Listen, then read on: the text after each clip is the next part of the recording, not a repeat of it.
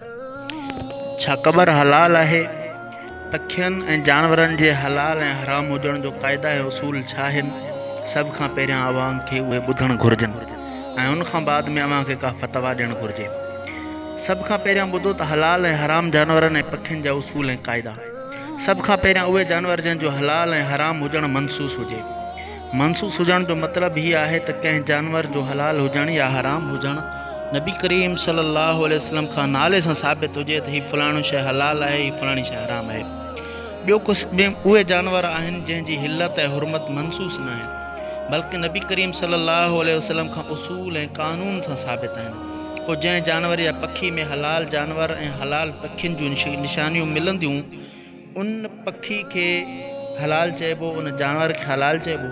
जंहिं जानवर ऐं पखी में हराम जानवर ऐं हराम पखियुनि जूं निशानियूं मिलंदियूं, उन पखी ऐं उन जानवर खे हराम चइबो। असांजी सिंध में हिकु पखी क़बर मिले थो, उनखे लाली बि चइबो आहे।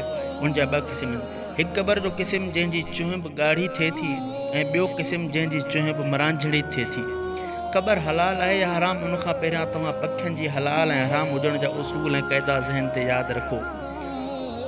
हराम पखियुनि जो पहिरियों क़िस्म आहे सिबा तुयूर, यानी उहे पखी जेके ॿियनि पखियुनि जो शिकार करे खाइनि था, जीअं बाज़ आहे, शिकरो वग़ैरह।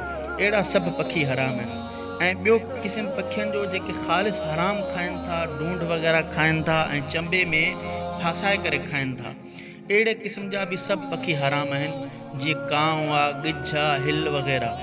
ऐं टियों क़िस्म उहे पखी आहिनि जेके ख़ालिस हलाल शयूं खाइनि था, या कुझु शयूं हलाल खाइनि था ऐं कुझु शयूं हराम खाइनि था ऐं चंबे में झले नथा खाइनि, त अहिड़ा सभु पखी हलाल आहिनि। हाणे असांखे ॾिसणो आहे त क़बर या लाली इहो हलाल आहे या हराम।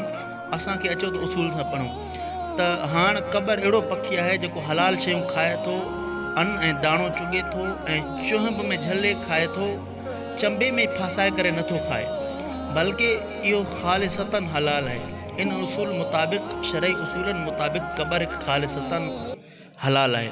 अगर अवां खे को इन मसइले ते इख़्तिलाफ़ आहे त भल मूंसां यूट्यूब ते कॉमेंट में इख़्तिलाफ़ कयो। अवां खे दलील ॾिना वेंदा ऐं उलमा खां पुछो, दलील जो मुतालबो कयो। रुगो देवबंदी बरेवली चई करे तव्हांखे टारींदा, ईअं न टारियो, बल्कि तव्हां उन्हनि खां पुछो जेकॾहिं हराम आहे त हराम छो आहे, उनजो को मसइलो, उनजी का वज़ाहत त कयो, उनजो कंहिं क़ाइदो को उसूल त ॿुधायो। ऐं पाण बि तजुर्बो कयो, मानी जा वॾा वॾा गभा ऐं टुकरा क़बर जे आॾो उछलियो।